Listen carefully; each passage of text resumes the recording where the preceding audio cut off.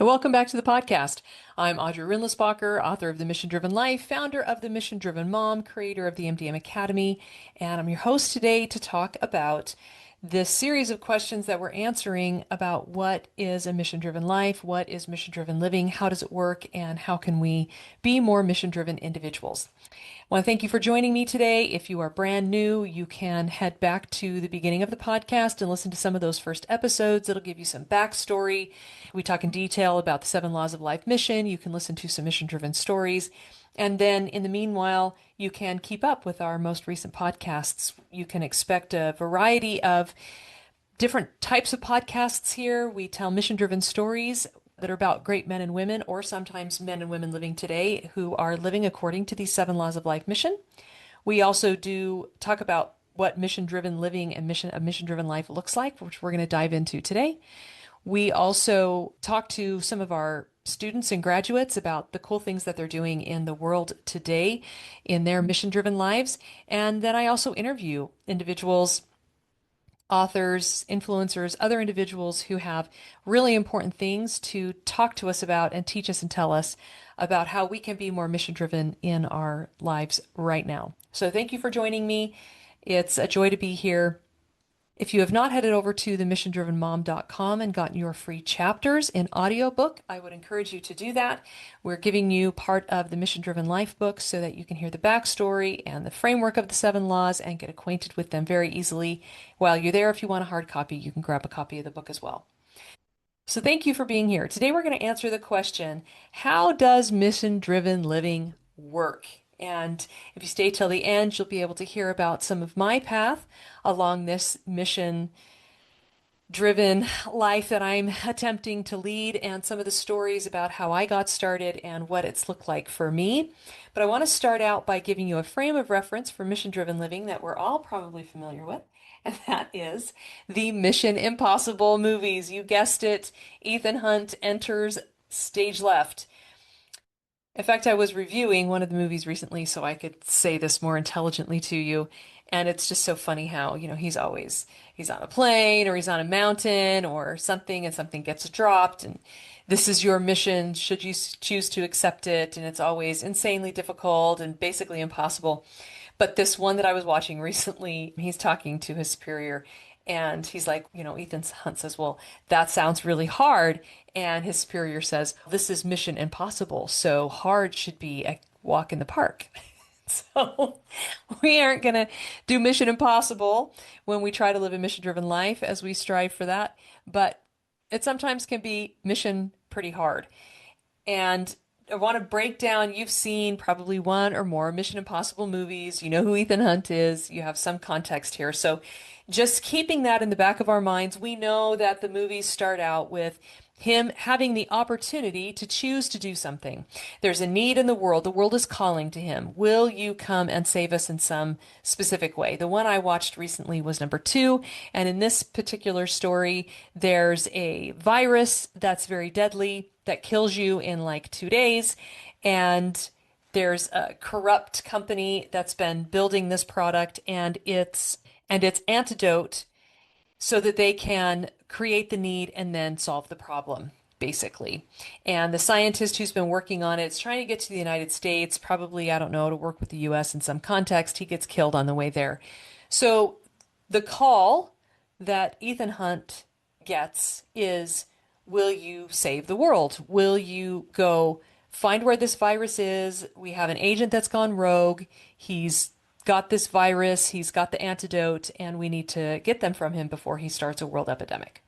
Now, the calls that you and I get are not going to be to save the world in this kind of concrete context.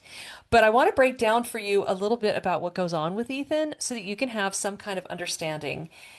If you read my book or if you've read it, you see how in an everyday kind of way, we can hear calls and answer them all the time.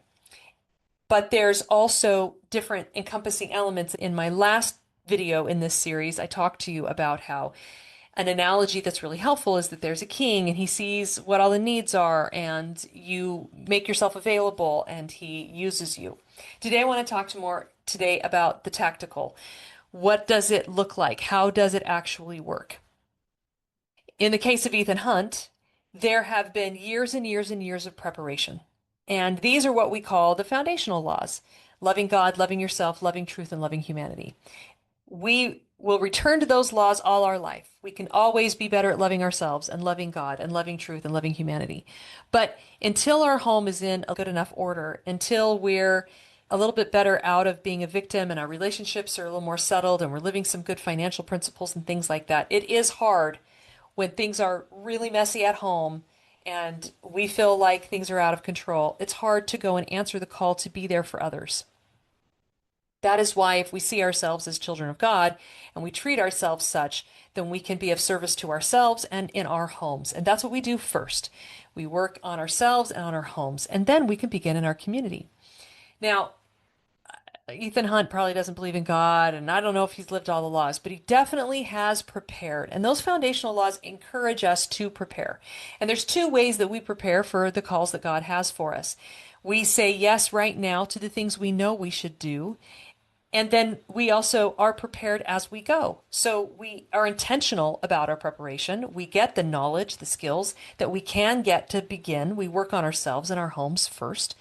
But then we also recognize that preparation leads us to calls. And as we execute calls, that's also more preparation. We're developing more skills. I'm going to give you some concrete examples so you know exactly what I'm talking about. But then as we answer calls, then we gain more skills, we gain more knowledge, we gain more experience, and then we're more capable to answer larger and larger calls. So we don't really know a lot about Ethan Hunt. Maybe there's a book series I don't know about, whatever. The point is, we know that he shows up with tons of preparation, tons of education, and he has done a whole lot to be the person that he is, able to answer a call that would be to save the world. So here's some practical skills that he's clearly developed. He has a proficient use of guns and explosives and other equipment. He works with those things at an expert level. He not only has good skills with a myriad of weapons, but he knows when to use different weapons and how to use different weapons. He also is incredibly good at hand fighting, just being able to, if he has no weapons, fight with his hands. He has incredible strength and agility. He stays at the top of his physical ability. In fact, in the second one that I watched, he's rock climbing. So he keeps all of those things at an expert level. Now, there's also always car chases, and he manages all kinds of different equipment: cars, motorcycles, helicopters, other vehicles. He knows how to drive them, run them in stressful, high intense, high chase circumstances at a high level of expertise. He also works with the team. He handpicks the people that he works with. He's very dependent on them. He trusts them implicitly. He listens to their advice, and he surrounds himself with people that can help him accomplish this mission that he's been given. He's great at the leadership of his team. He sees what needs to be done. And then he's obviously really great at secrecy and stealth and spy work. So those are just some of the skills that not everybody could get to his level of proficiency, and frankly, his level of proficiency is impossible because it's Hollywood. But, hypothetically, there are people that are Navy SEALs, there are people that go out in the world and do some of these kinds of things, and they develop these skills and become very good at them. Now, he also has access to a myriad of resources. He has the heads of the organization, and they are very aware of what's going on in the world, and they're plugged into the top organizations and the very top people in the world.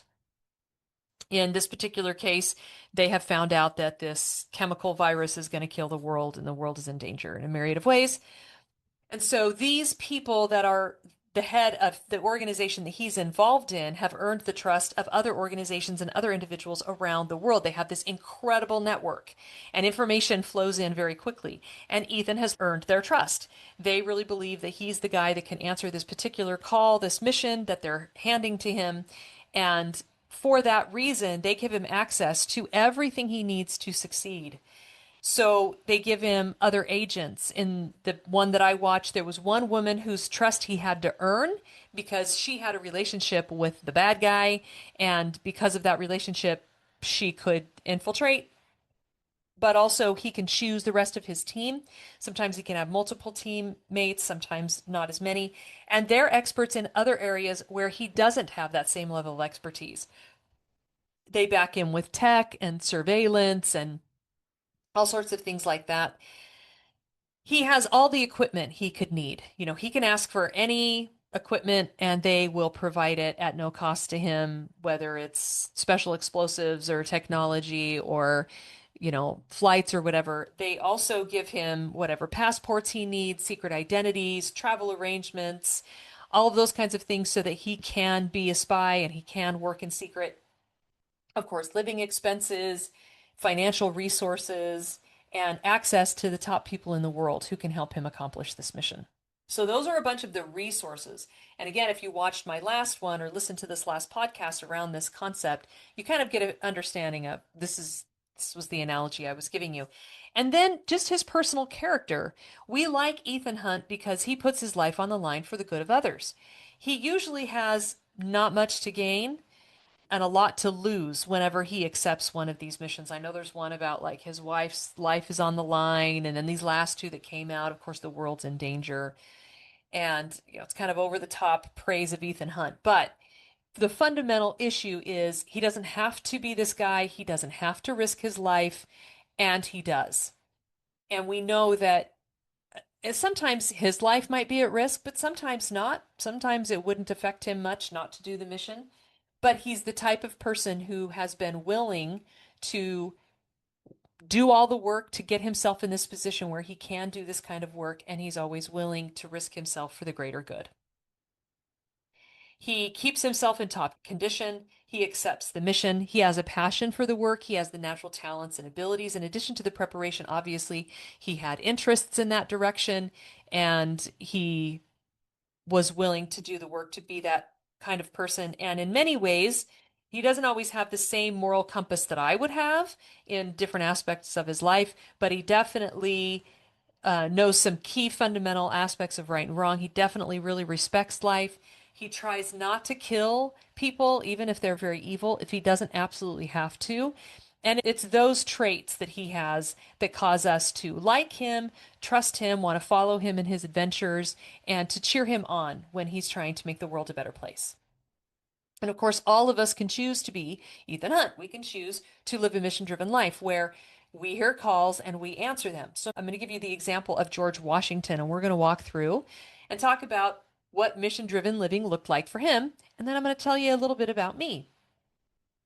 Of course, he was born in 1732 in Virginia to a slaveholding family, and they were pretty well off, but I didn't go research all of the information about why he didn't inherit and how that all went down.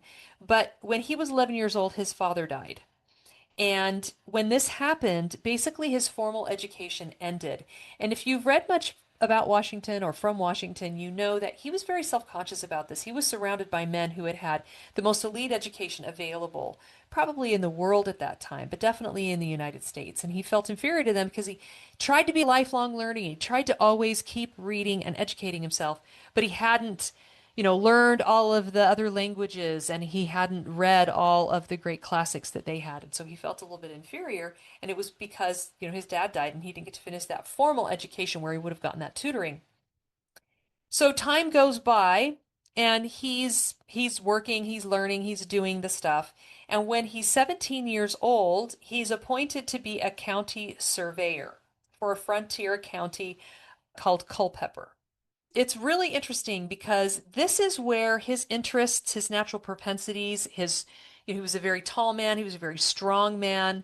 He was more inclined to tactical things rather than to the abstract. He's very different from. So someone like Thomas Jefferson was interested in tinkering with things and inventing things, but definitely way more of an intellectual. George Washington loved to be outdoors. He loved the rough and tumble. He loved to do things with his hands. And so when he was 17 years old, he accepted this post to be a surveyor, and he did really well at it. He really, really liked it. And it was rough work. I mean, he was out living in the middle of nowhere on his own, living off the land, and trying to survey this county on his own. taught him a lot of lessons. And the question I'm going to ask as I go through this example and my example is, was this his mission? Was this the call? Was the call to be a surveyor? Well, yeah. Like he felt like it was the right thing to do. It matched his interests. And like I mentioned before, it developed certain traits, certain gifts, certain skills that he used later. The more he did this kind of thing, the better he got at it, and the more it could be, everything that he learned could be of use. It's this cumulative effect in our lives when we say yes, and he keeps saying yes. When he says yes to the next call, to the next opportunity, he faces his fears, he steps out courageously, he does something he's never done before, sometimes with minimal like mentorship and aid, sometimes with minimal financial aid. He just does it. He takes on the adventure. He says yes to the call again and again. So a couple years later, his brother contracts smallpox. No, his brother is ill. And so he travels with his brother to Barbados. It's the only time he travels out of the North American continent. And while he's in Barbados, he contracts smallpox. And again, this becomes part of, it's an opportunity to go do something adventurous, to see the world, and it's a call to take care of his brother. He travels with him so he doesn't have to travel alone, and he has someone to help take care of him while he's on this journey, and he has someone familiar and in his family. And he says yes to this call, and guess what happens? He gets really, really sick. But by virtue of the fact that he got sick, he was able to care for his soldiers and remain in the war when smallpox broke out.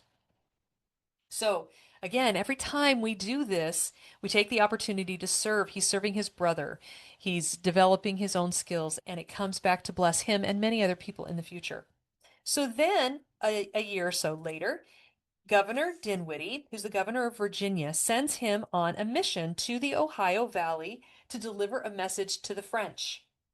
And when he goes on this journey, he keeps a diary or a journal, and he writes down everything that goes on.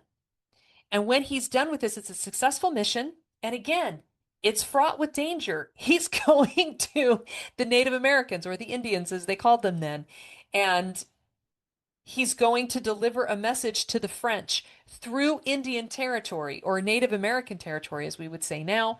And it's very, very dangerous. I mean, he really could have lost his life. He was risking his life, but it was important for Virginia that this happen.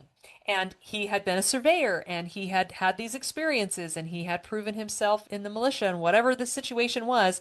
So he was given this task. In fact, I think he may have even volunteered for it, and they let him go. He was just in his early 20s. And by virtue of the fact that he ran this successful mission, and he wrote down a journal, and then he handed his journal to Governor Dinwiddie as evidence of what they had done to show him everything that had taken place. This journal was printed, and you can go get it online, and it made him kind of a local celebrity, and it earned him a lot of respect in the community. So then, about a year later, is still a soldier. He's a major now, and he's traveled to the Ohio Valley to fight for Virginia's claim on some land. And as part of that campaign, he has a combative confrontation with French soldiers, and his men end up retreating and surrendering, and it's really embarrassing to Washington. But again, he's on the front, he's in war battle situations, he's learning a lot by the experiences that he's having there. And he's so embarrassed by this that he resigns his commission. And it's this failed campaign that sparks the French and Indian War. So he could have just decided he was just going to be a sideliner the rest of his life. He was never going to say yes to any calls. He was too embarrassed. He had failed. It was over. But he didn't do that. He didn't just slink away. He kept saying yes when new opportunities came. He got over his embarrassment. He recognized that he loved being in the military, and that was where he performed best in the world, and that he really wanted to be involved. He loved his country, quote, country of Virginia, and he wanted to fight for them and defend them. So the next year, he returns to the Ohio frontier as a volunteer. So he says, okay, I'll go back as a volunteer for General Braddock. And he exhibits great courage and leadership. And because of this, he's recognized for his conduct in battle, and he's given the command of the entire military force of Virginia. So here he is, still a very young man, just in his mid-20s at this point, and he has been recognized as someone who has great courage and valor in the face of death in battle. And he's learning a lot about how to be a military leader. And of course, countless people at the time in America and in America living today and throughout the world, billions of people owe the freedom they enjoy to this man. Not just this man, but partially to this man. So then, a few years later, he marries Martha Custis. She is the widow of a wealthy man. She's the mother of two young children. George and Martha could not have children together. Probably that was George's fault because Martha had already had children. And so he raised his stepchildren. He loved them like his own. And for the next 16 years, they go to Mount Vernon, and they live there. And he's a gentleman farmer and he loves it. Now, from the beginning, he was born into a slave situation. He just couldn't change that. That was the culture of the time. That was the world that he found himself in. But he wanted to make it as best as he could. And so from the beginning, almost from the beginning of when this property was his own and he was living there with his family and running it, he was very generous with his slaves. He kept families together. He would not sell off the slave families. It became eventually a financial burden for him not to sell them off, but he felt like that was right to keep them together. He gave them opportunities to innovate on his property and lived in good harmony with them. I mean, obviously they were still slaves, so I'm not trying to sugarcoat it or make it sound like it was heaven for anybody, but it was the time and place in which he was living, and he elevated it. He lived a higher level of truth at a time when he didn't have to. So that tells us a lot about his character. So then, of course, 1775, he's appointed the commander of the Continental Army, and for 8 years, he risks his life over and over again, takes care of his soldiers. They have nothing. If you go learn about the struggle and the heartache that he went through and how they went without, and he would lose a bunch of soldiers, and the different states would not send their soldiers or pay the money that he needed. It was just awful. And when the war was over, he resigns his commission and he gives his power back to the people, and he's declared a hero around the world. Because people just, there's just so many stories in history of individuals, quote, great men, powerful men, military leaders who rescued a nation or who took over a territory or whatever, like Alexander the Great, and they do not give up their power. They do not give it back to the local governments. And it was just unheard of because he was that kind of man. He handed back that power and he became world famous. People around the world, leaders around the world could not believe that he would do that. And so, because of that too, he was just so universally respected and loved. I mean, he had saved the American people. He had given them their freedom from Britain and their ability to plan and execute their own government and to govern themselves. Now, he was going to retire from public life permanently. He kept trying to do this. But then Madison pulled him back into the Continental Congress and the Constitutional Convention, of course. He was unanimously elected president of that Constitutional Convention, and then from there was unanimously elected first president of the United States. Again, he refused to hang on to power until his death. After 2 terms, he said that's enough. He resigned the presidency. He didn't even run again.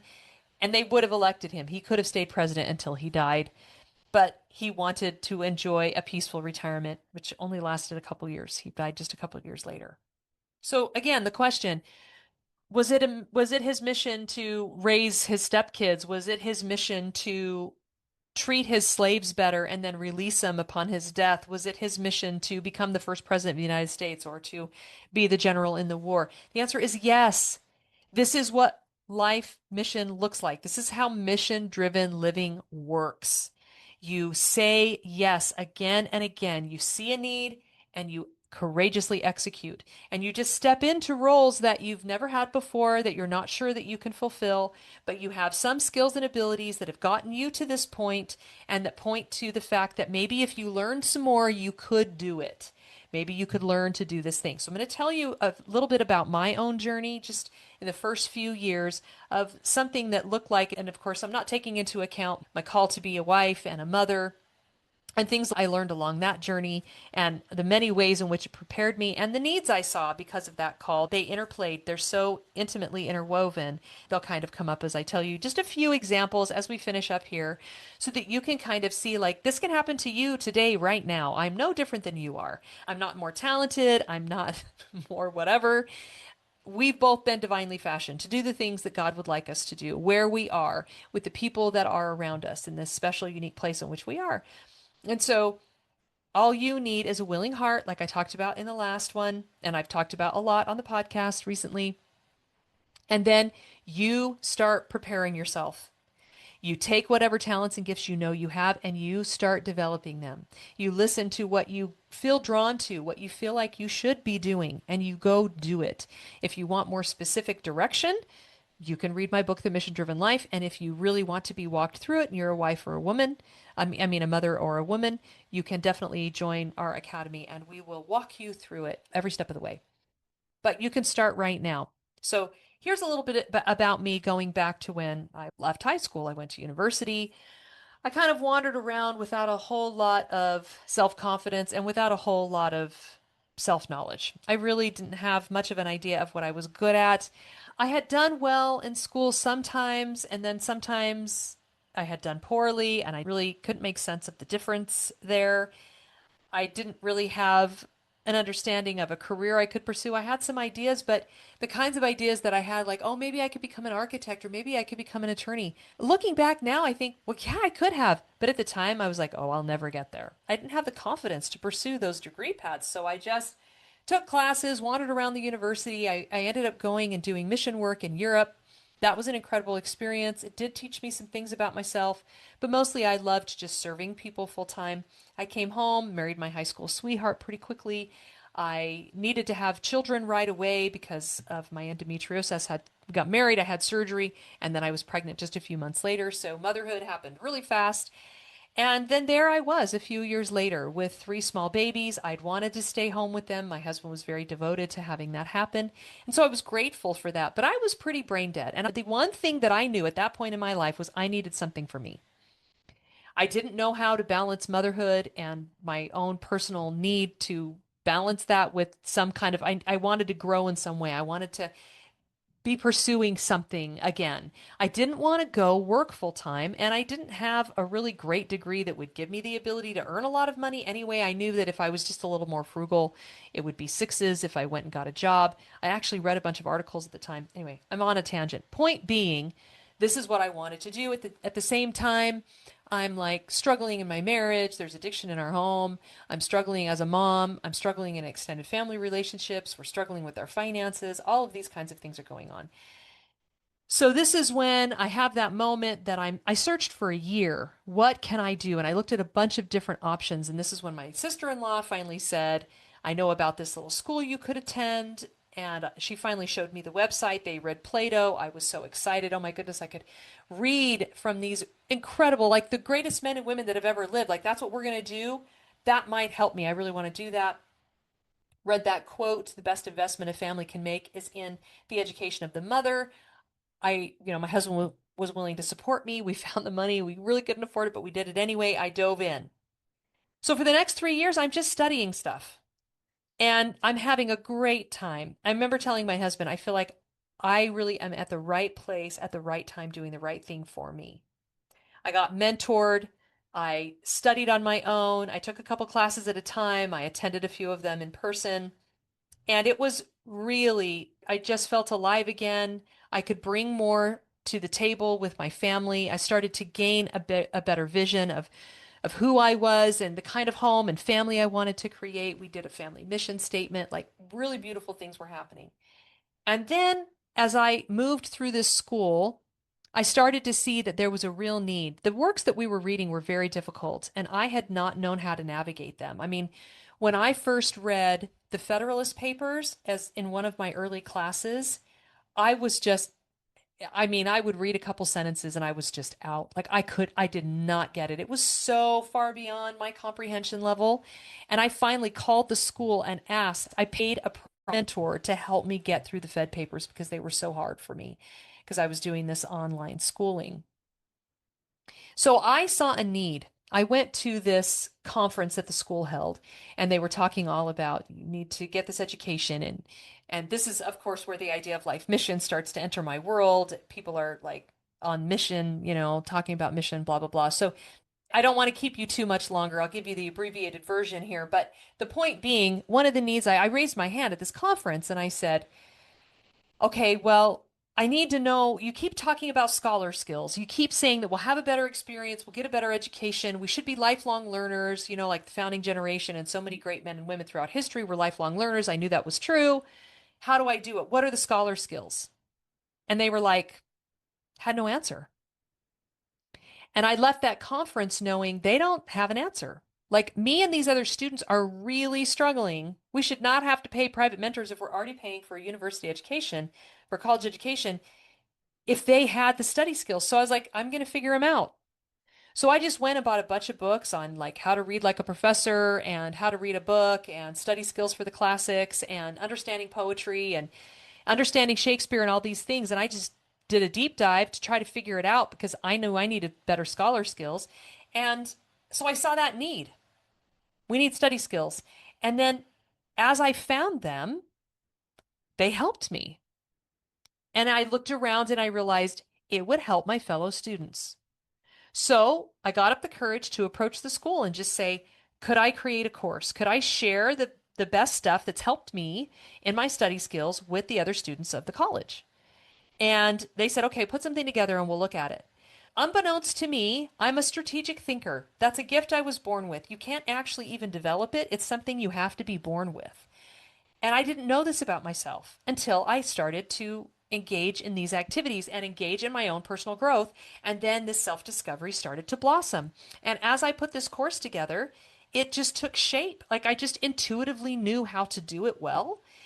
And they offered this course to their college, and it was wanted. I ended up traveling and teaching the class in multiple locations. And I also developed a seminar out of it that I taught and gave several places and traveled and taught this because it was needed. Because people need to know how to be lifelong learners. They need to know how to manage discussions and have better quality discussions. They need to know how to mark their books. They need to know what they're looking for. They need to identify principles. All these things, I saw the need, I answered it for myself, and then I shared it out. So then I go to a conference and we're all having a great experience. We're learning together. And I see another need. We're there, I think it was a 3-day conference. And by day 2, I start to realize when this conference is over, like, what are we going to do?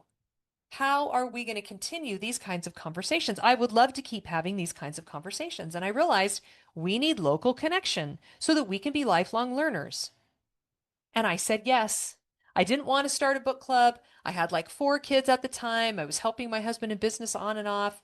I was homeschooling them, I think, at this point, and I was still taking classes. I was so, so busy. I did not want to say yes, but I really felt like if I didn't do it, who would do it? And nobody else was volunteering to do it. And all I had to do was send around a sign-up sheet for people that were interested. And so I did. I said yes. I saw a need. I wanted it, and so I thought other people would probably want it. And it was a need that I had, so I figured other people had that need.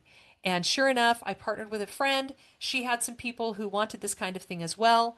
I reached out to the people who had been at the conference, and pretty soon, 30, 35, 40, 45 just grew and grew over the next year. This group that was coming to my home every month for book discussions. And I taught them some of the study skills that I had learned.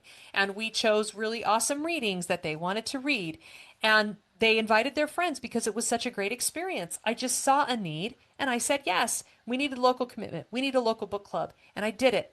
And then that led to people asking me to speak. There were 2 women in particular whose extended family didn't want them to homeschool, and they called me and asked me to come and speak to their extended family. And I said, no, I'm not a public speaker. I don't know what you're talking about. I could never do that. And I told them no. In fact, a good friend of mine was a public speaker, and she loved to speak. And I just kept saying, tell her, like, call her, tell her to do it. They were like, no, no, no, we really want you to do it. Finally, I said yes. Okay, I'll try it. You're going to get what you're going to. I mean, I just made sure they understood, like, this was going to be whatever it was going to be. I wasn't making any promises, and they wanted me to come. So I came, and I found out that I'm a pretty okay speaker naturally. And then I got asked to be on a panel, and then I got asked to speak more in these conferences. And so for over 20 years, I've been public speaking because I just said yes when people asked me and they saw something in me that I didn't see in myself. And I responded to that feedback from the things that I was doing. So this book club grows and grows. And by the end of that year, I'm like, okay, well, I am homeschooling and we don't have a bunch of things that I want. We don't have a science fair. We don't have group outings. We could get group discounts for group outings. I really wanted an annual Shakespeare dinner for couples where we could come and read a Shakespeare and have a traditional Shakespeare dinner. That was super fun. I wanted a family ball. And I knew other people wanted these things as well. I knew homeschool families and so I just saw a need and I answered the call. I gathered a few friends together. I met with them over the summer. We brainstormed how we could do this together, and we booked a room for free at the library. We sent out little invitations to the people that we knew and asked them to invite anyone else that they wanted to invite. They came. They paid a little annual fee. They volunteered in the community. We connected online, and it grew and grew until we had over 100 families in this community, and we had this annual ball every year. And I ended up moving a few years later and it didn't outlive me, but all I did was say yes. Like George Washington, Ethan Hunt. And every time I said yes, I learned, I grew, I developed. I found more gifts that I had. I developed those gifts. I made mistakes and I learned from those mistakes. And I was able to continue to grow and have more and more influence really until now today I'm on this podcast and I've had the privilege of talking to people like James Lindsay and Susie Mile, who will be on the podcast here in the next few months, and other people I've been reaching out to. I've been able to meet and work with Richard Paul Evans, a #1 New York Times bestselling author who helped me make my cover and who endorsed my book. Like I have had the privilege of having really cool experiences, and I've met all sorts of people along the path, been able to meet some of my biggest heroes, take pictures with them, and I hope to meet more. So I'm just letting you know that when I was there bumping around that college campus, I just never thought I would be doing the things I'm doing today. And I'm not famous. Most people don't know who I am. It's not like I'm Ethan Hunt or George Washington or anything like them. I'm just in my own little small way, in the circles in which I run, I'm trying to serve. I'm trying to see a need and answer a call to give people something that I believe would bless their lives. And in a lot of cases, it blessed my life too. And in every case, I bring my family with me. I taught my family the things I learned in my classes, and I would read aloud from them. And I read some of the books, and then I was exposed to all of this great literature. And we have a family culture of reading great books. I was able to bring them along with me in this homeschool community that I built. They saw this book club that was in my home. Like they saw me taking risks and facing fears. They've come many times to hear me speak. Eventually, when I was on the radio or speaking at big public rallies, like they could be proud of a mom who was using her gifts in some way in the world.